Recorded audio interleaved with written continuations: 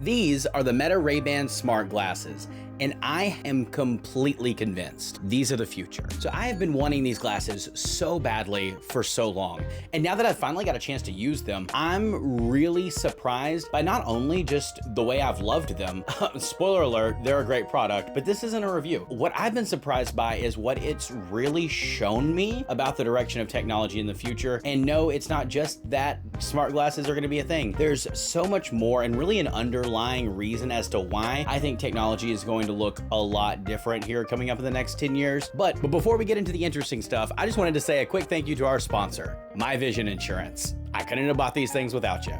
Also, if you don't mind subscribing really quick, I'm trying to hit 1,000 subscribers and I'm very nearly there. It's gonna be a big moment, big book benchmark for the channel. I'm stumbling over my words today, but it's okay. I'm not gonna keep on doing retakes. So I just wanna say thank you guys for everything you do, for watching, for commenting, subscribing, and just by hitting that subscribe button, it means a whole lot to me in this channel.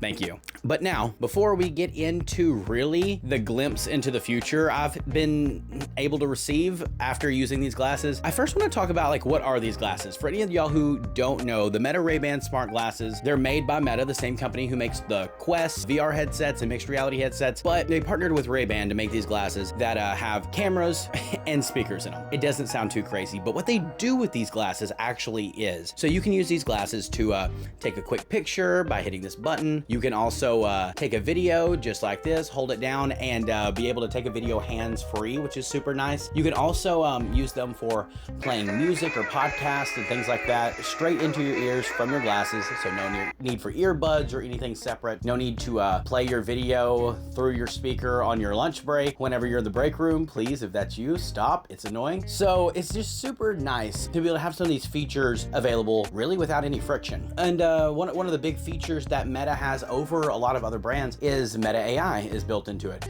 where I can just say, yo Meta, answer this question for me. Or I can ask it to give me some advice about something like what to do in a certain situation. I'm working on my car or something like that. Hey, what do I do about this? But the cool thing that it can do that others can't is Meta AI can see exactly what you're looking at and exactly what you're doing right in front of you using these built-in cameras. So I could say, yo Meta, look at my fridge and tell me what I can make for dinner tonight. And it can look at my fridge, see what ingredients I have, and come up with a recipe. You know, I can ask hey, walk me through how to do this, and it can walk me through. It can translate other languages and tell me what I'm looking at. It can show me if I'm in a location that I've never been to before. I can say, yo Meta, what is this place? And it can use context to tell me. I was at Sam's Club, and it was able to tell me I was either in a Sam's Club or a Walmart just by the design of the building, like from the inside. It was super cool. And so there's a lot of very useful features with this thing, but as useful as it is, what I'm looking to is not to this, but to what's coming next.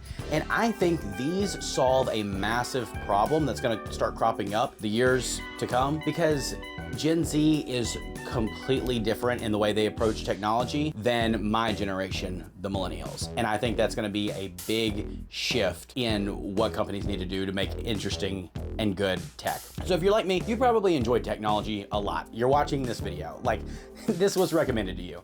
I make VR content and mixed reality content. I am so fully in tech space. I work in the phone technology field. And so I'm very much looking at technology. But Gen Z is very different. They've grown up with technology and they've seen a lot of the negatives. And statistically, I believe it was a third of Gen Z are looking more actively to disconnect, to turn things off, to not be looking at their phones all the time, which, honestly, it makes sense. I used to be a server, and it was always sad whenever I would see a couple come in and just sit in front of each other, being near each other, but playing on their phones the entire time instead of actually looking across the table and having a real conversation with each other. It was a sad thing every single time it happened, because they're missing out on these moments to connect with each other because they're so locked in to the phone that's right in front of them and they can't really focus on the other person. Gen Z has seen this, and there's a large part of this generation that's coming up, that's about to step up and be the main workforce, the main people buying technology even, who see that this is a huge problem and are looking actively to disconnect. But that's kind of a weird thing because we're actually talking about technology here. So how does that come into play? How it comes into play is we are so distanced from each other by our phones. And even whenever me and my wife this weekend, we went to Disney on Ice, took her little siblings. The family wasn't able to come, So we took them and we had a great time. But to record videos of them interacting was to put our phones in front of us, in between us and the kids, and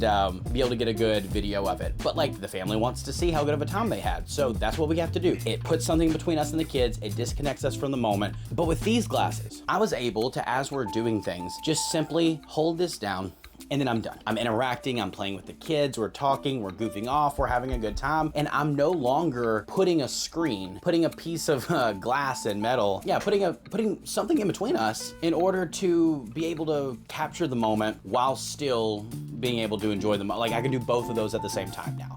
This allows me to relive it later and to live it now. And this is exactly the kind of thing that Gen Z is really pushing towards, that people who are being much more tech conscious are really pushing towards, is to be able to enjoy the moment, but you lose out on being able to capture it. And so anyways, that was a super cool thing that I noticed with these glasses. And it had me thinking, as technology moves into the glasses more and more and more, we're gonna start seeing technology become passive more and more, and not something actively you're choosing, but something that you're able to enjoy when you're enjoying it, and it's just there waiting for you when you're not needing it. And then something that'll allow you to be able to use technology while not being pulled away from a moment, just like with these. Another example is like whenever I'm out and about, I can just tap this out of these glasses, I start hearing my YouTube video or podcast or something like that playing, and then just tap them and I'm done. I'm able to quickly access my technology, quickly access the information I'm needing or the entertainment I'm needing, and quickly be done with it, not having to put in earbuds, not having to play it through my speaker. And so just this,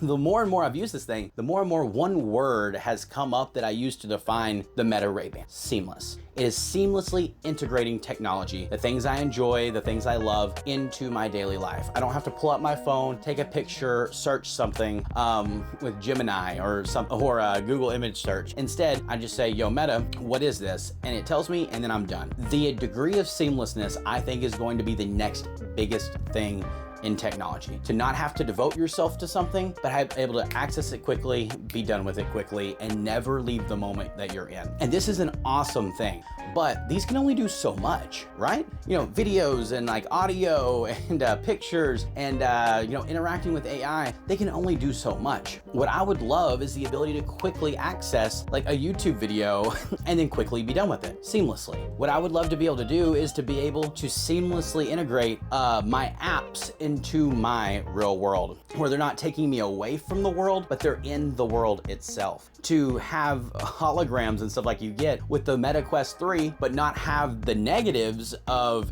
having a clunky headset on that pulls you away from the people you love and puts something in front of you. It's a huge improvement. The Quest 3 is from the Quest 2, but like in that area specifically, but it's still not good enough. What I'm looking forward to, what we're all looking forward to, and what I've seen is going to be such a big deal because of the seamlessness, is the next step with these glasses. I'm looking forward to Orion, and I can't wait.